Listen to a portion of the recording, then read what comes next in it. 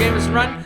So on our last episode on the trailer build, Sawmill trailer build, my son and I were ripping apart the trailer deck, and we were pulling some of the plywood off. So we did end up getting that, and I'll be honest, what happened with that was I started ripping the front of it off and using a crowbar to pull that off. And I'm struggling through because, of course, you know, the first part, the guy that had the trailer before, he had screwed new plywood down because the floor had rotted out. He had braced up the flooring. So that was easy to get off. That was the first part that we got off. But then we were trying to crowbar the rest of it off, and stuff's breaking. We're fighting it because everything's tacked down with staples as opposed to screws. And so I stopped for a second. I'm like, there's got to be an easier way to do this. And just as I did that, my son leans over and he goes, "What this?" And he points to the bolts. So on each one of these holes here, there was a bolt holding the frame, frame of the floor on. So there was literally 9 bolts on this side and 9 bolts on that side that he and I cut off.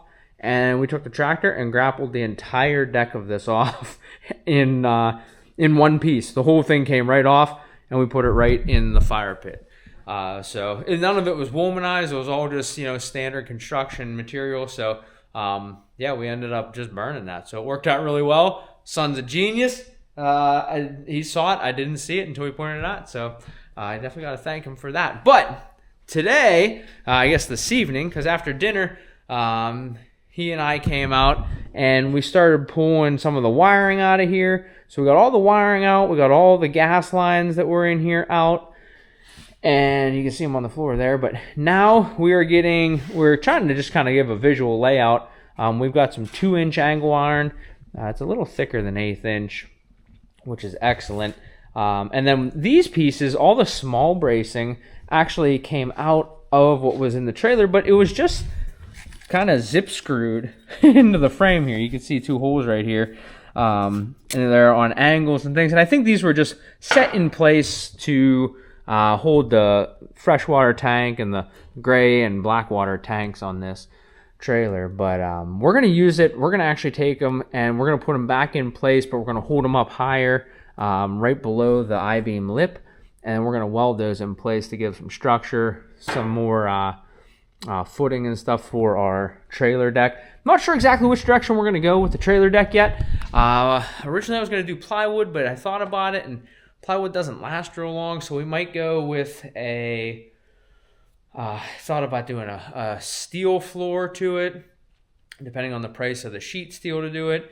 And then I thought, you know what, maybe I should reach out to Tom or Steve from Gunpowder and Freedom, or Tom from Concrete with the Hawses, because I know he has a mill. I went down and milled with him for a little while one day, and see if maybe I could stop down and we could mill out a few logs, get some boards, and put like a nice oak floor on this instead. So knowledge of your resources, sometimes people are willing to help you out, and then in the long run you get to help them out with something whenever they come to ask too. So we'll see how that works out. I'm not sure what we're going to do, or what timelines look like, weather, all that kind of stuff. So right now what we're concerned with is we need to go ahead, kind of lay this stuff out a little bit. I think tonight we're going to start brushing this frame, start cleaning that up a little bit. That way we can start to weld.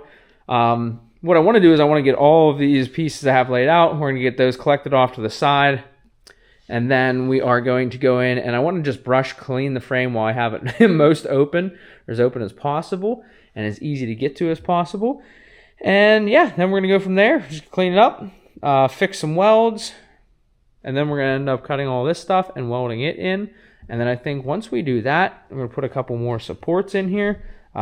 These stabilizer jacks is what I mean by supports, just so we have some extra leverage.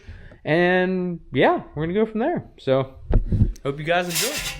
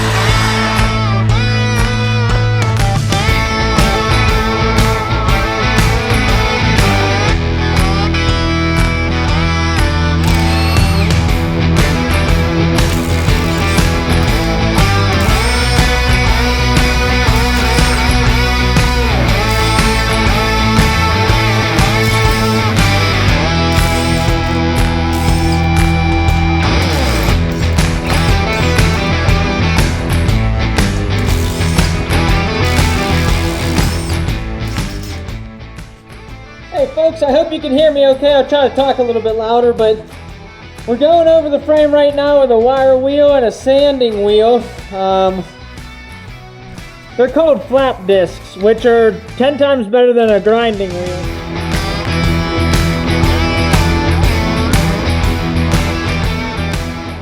So I wish I was filming just a second ago. I just shut the camera off and I caught my grinder in a weird way and it kicked and flipped. What happens? Rips your watch off, tears your shirt and your wrist, cuts the hole straight through your pants. I think my leg's okay, but man, guys, hold on to your rifle. Hold on to those. Hold on to your grinder. That's no joke.